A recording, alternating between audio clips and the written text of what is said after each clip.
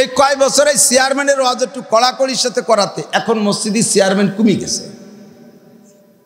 আইটে বেড়ায়, সাংসারিক কাম কাজ করে, খেত খাবারে কাজ করে, মাটি কাটে, কুদাল কুপায়, সব কিছু করে, মসজিদে যাইয়ে আল্লাহদের টেলায় চেয়ার হইতে বসে থাকে। বিনা হিসাবে জান্নাতে যাবি, ডান হাতে আমল নামা পাবি, বিদ্যুৎ গতিতে পুলসিরাত পার হইবি, ওয়ায়াদখুলুল জান্নাতা বিগয়রি হিসাব, হিসাব নিকাশ ছাড়া বিনা হিসাবে জান্নাতে যাবি। নারী আর পুরুষ কাজ মাত্র দুইটা, একটা হলো সংক্ষেপ মাত্র দুইটা কথা, কথার ভিতরে তুমি মুসলমান হইয়া জান্নাতের সার্টিফিকেট দুনিয়ার থেকে নিয়েই রওনা দিতে পারবা। একটু কোন সুবহানাল্লাহ। জান্নাতি সার্টিফিকেট নিতে চান, ডান হাতে আমল নামার সনদ নিতে চান, মাত্র দুইটা কথা, অনেক না, লাখ লাখ কোটি কোটিটা, দুইটা কথার পর আমল করলে হবে। যত কঠিন হোক, কথা কয়টা? দুইটা। যদি বলা হয় বাংলাদেশ সরকারের প্রেসিডেন্ট বর্তমানে জনাব প্রেসিডেন্ট মহোদয়, মহামান্য প্রেসিডেন্ট আব্দুল হামিদ সাহেব, যদি মাননীয় প্রধানমন্ত্রী ঘোষণা দেয় যে আমাদের প্রেসিডেন্ট এখন দুর্বল হয়ে গেছে, এখন উনি ইনভ্যালিড, আর রাষ্ট্র চালানোতে যোগ্য না, তবে এবার কোনো মন্ত্রী পরিষদ নির্বাচন হবে না, এখানে এমপিদের মাধ্যমে ভোট বুটাবুটি হবে না, আর কোনো প্রার্থী হবে না, আমি একটা ঘোষণা দিলাম, পুষ মাসে কনকনে শীতের রাত্রে, যে রাত্রে জম্মের কুয়াশার শীত ও সেইরকম উত্তরে বাতাস, ওই রকম শীতের রাত্রে মোকশেদপুরের কোনো পুকুরের ভিতরে, যে পুকুরটা 12 মাস কাল একেবারে গাছপালায় দিয়ে ঘিরা, অন্ধকার কোচড়ি দিয়ে ভরা, এইরকম পুকুরের মধ্যে এক মনে একটা পাথর মাথায় করিয়া সন্ধ্যা থেকে সকাল পর্যন্ত যে থাকতে পারবে তার বিনি ভোটে সে আর প্রেসিডেন্ট বানাই দেওয়া হবে, কোনো ভোটাভুটি হবে না।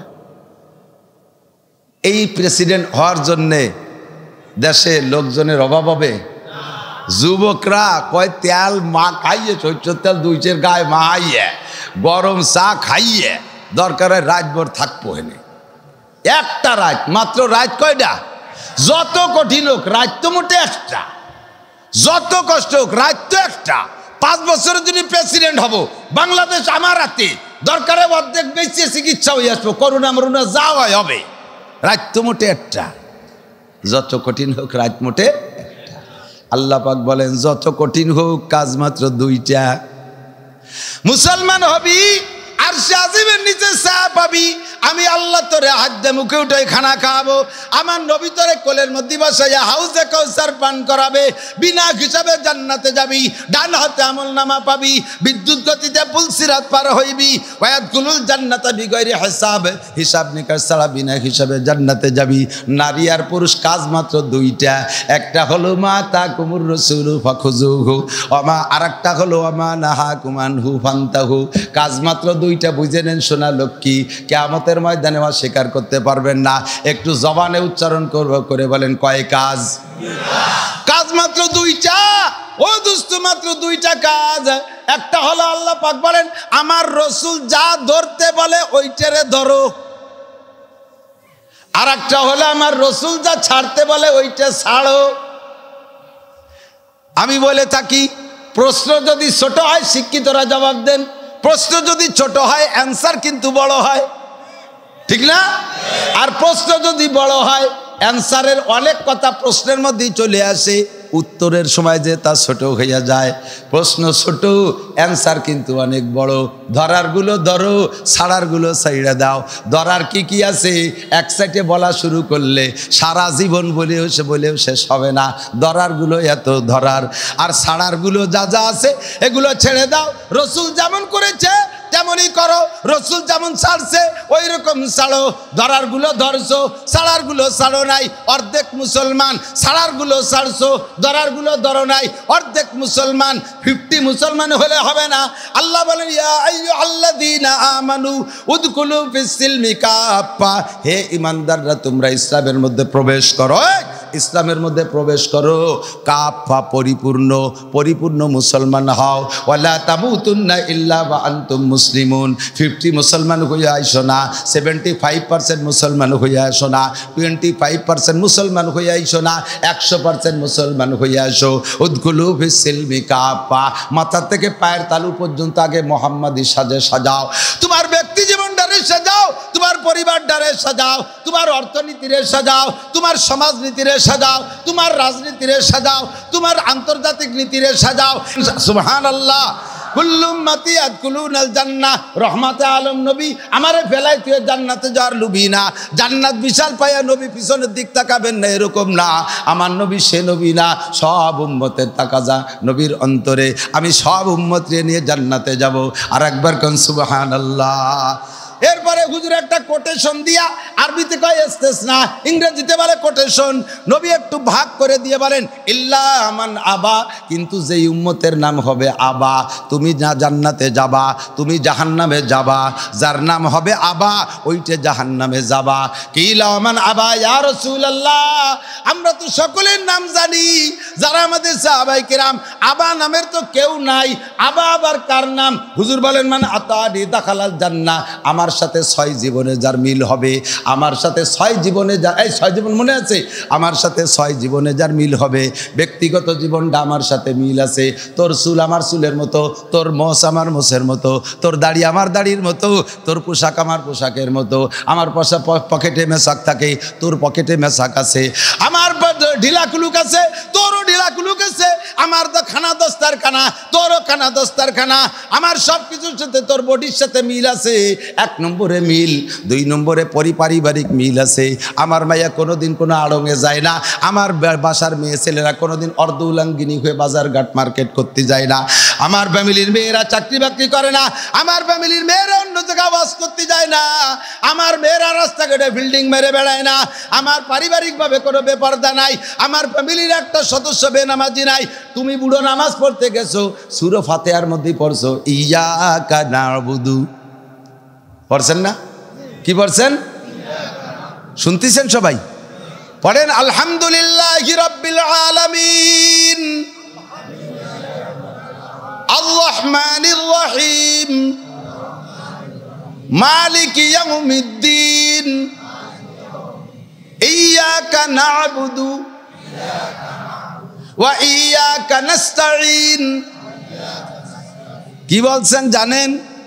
আল্লাহ তোমার ইবাদত আমরা করি, তোমার ইবাদত আমরাই করি। ইয়াকা না'বুদু, এই না'বুদু মানে আমরা করি। আর এটা হলো বহু বচন, আর এর এক বচন হলো ইয়াকা আ'বুদু, তার মানে আমি একা ইবাদত করি। আর না'বুদু মানে আমরা সবাই করি। এই না'বুদু মানে সবাই করি তর্জমা কি?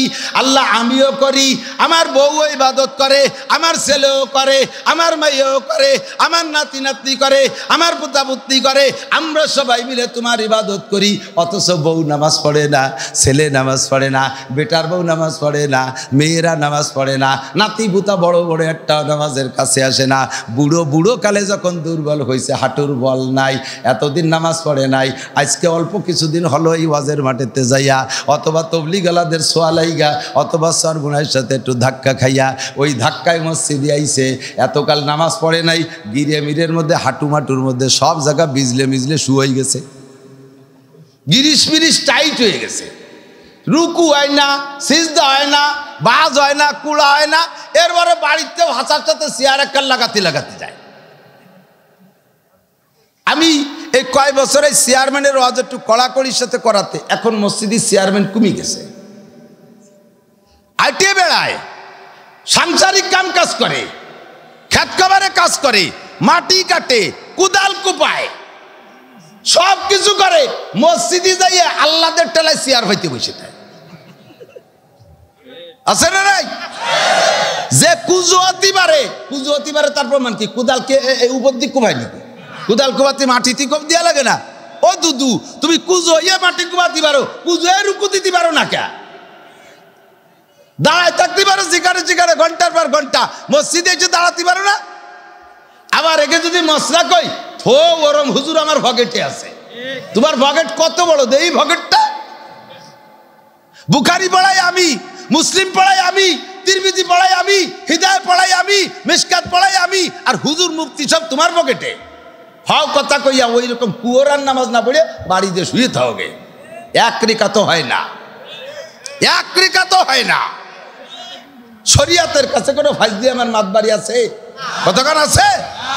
যার কুজু আর ক্ষমতা আছে তার রুকু দিয়ারও ক্ষমতা, হেঁটে বেড়াতে পারে, দাঁড়ায় বেড়াতে পারে। তাহলে নামাজের ফরজ, ফরজ নামাজ দাঁড়ায় পড়া ফরজ, ফরজ নামাজ দাঁড়ায় পড়া, এই ফরজ আদায় করার ক্ষমতা আছে।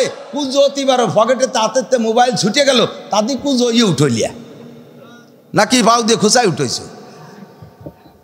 তাহলে কুজো ইয়ে মোবাইল উঠতে পারো, কোদাল কুবাতে পারো, এগুলো যখন পারো রুকুও দিতে পারো, দাঁড়াতেও পারো। কাজেই তুমি যে এই রুকু সিজদা, রুকু বাদ দিয়ে আর কিয়াম বাদ দিয়ে যতদিন নামাজ পড়ছো ওই নামাজ আবার পড়িয়ে দিও, নালি ভাষার চামড়া থাকবে না জুতোর বাড়িতে। ঠিক কিনা? চেয়ার খান একটু কয়ে যায়, তাই চেয়ার খানটা রাখবো কোন জায়গা? হ্যাঁ, চেয়ারের অনুমতি আছে। লাইসা আলাল মারিজে হারাজুন, রুগীর কোনো মাসালা নাই। আপনার রোগ যে জায়গার থেকে, চেয়ার সেই জায়গার থেকে। যেখান থেকে রোগ তার আগে পরে যদি চেয়ার ব্যবহার করেন নামাজ বাতিল। রোগ আলো কোন জায়গা? রুকুর নিচে যেতে পারেন না, ওই জায়গা বাজ হয় না। বাস ওই রুকুর নিচের টুক আপনার চেয়ার। দাঁড়াইতে পারেন, দাঁড়াবেন। রুকু দিতে পারেন, দেবেন। সামি আল্লাহকে উঠতে পারেন, উঠবেন। সামি আল্লাহর পরে নিচে যাইয়া চেয়ারের তলে আপনি ঢুকতে পারতেছেন না। এবার আপনি পাশার দ্বারা চেয়ার রাখবেন। চেয়ার খান সেট হবে কোন জায়গায়? চেয়ারের পিছনের পায়ের মুসল্লিদের পায়ের গোড়ালি বরাবর রাখবেন। কয় যে দাঁড়ানোর সময় যে সে খানিক আগে চলে গেল, সে যাবে তো যখন বিধি কিস্তি বাঁধাইছেন এক জায়গা তো হবেই, বিধি কিস্তি এক জায়গা ঘটবেই। তো দাঁড়ানোর সময় যদি আগায় যান, বসার সময় তো সোজা হবেন। পাশাপাশি দাঁড়ানোর সময় যদি সোজা হয়ে দাঁড়াতে যান সবার সাথে, তাহলে চেয়ার পুরোটা পিছনের কাতারে চলে যাবে। আপনি যখন রুকুতে যখন বসতে যাবেন সিজদার জায়গায়, ওই সময় তো আপনি পিছনে চেয়ারেই বসতে যাবেন। কিন্তু পিছনে যে আপনার বরাবর আসে, সে তার সিজদা চলে যাবে আপনার চেয়ারের তলে। সে যখন সিজদাতে উঠবে, তাহলে চেয়ার তার মাথায় উঠা লাগবে। সে চেয়ার মাথায় নিয়ে চলে গেছে, আপনি চেয়ার মনে হয়ে বসে পড়ছেন, চিতে পড়বেন, তো পুরো মসজিদে একটা হজবরল শুরু হয়ে যাবে। কাজেই ওই গ্যাঞ্জামের চাইতে আগের একটু আগায় দাঁড়াইয়েন, তাতে অসুবিধে নেই। এরপরে আর একটা কথা হলো, চেয়ারে বসা ছাড়া আপনি রাত্রি যখন বিছানে শোন, সে সময়কে আপনারা কেউ দৈরে টান টান করে মুসতেন কাজ করে শোয়াই দেন, আপনি নিজে নিজে গুছাই মুছাই শোন। সে সময় গুছাই মুছাই শোন, তাহলে বোঝা যায় যে বসতেও পারেন। কিন্তু রুকুর থেকে ওই জায়গায় উঠতে নামতে রগে টান বাঁধে মাজায়। কারণ আগে তো নামাজ পড়ে নাই, গিরিশ শুয়ে গেছে, কইছি না, ভিতরে তেল মোবিল টাইট হয়ে গেছে, বুড়ো কালে নামাজ পড়তে আইছে। এখন ওই নিচে যাইতে কষ্ট হয়, তবে যাইতে পারেন। এখন মনে রাখেন, ইশারা ইঙ্গিতে সিজদা দেওয়ার চাইতে এই কপালটারে যদি কোনো মতে টানি টুনে মাটিতে মিশে দিতে পারেন, আর সে আজিমের মালিক বেশি খুশি হয়। সিজদার আসল হক হলো নামাজের মূল অংশ, শ্রেষ্ঠ অঞ্চল সিজদা। এটা মাটিতে দিয়ে সিজদা দিতে পারলে যেভাবে তৃপ্তি পাওয়া যায়, 14 ইশারা টিবরি মেরে সেই মজা হয় না। কাজেই চেয়ার বাদ্যে দেখেন কইসে মুইসে বসতে পারেন নাকি, ঠাইসে চুইছে ঠাইসে দরদে বসতে পারি নাকি।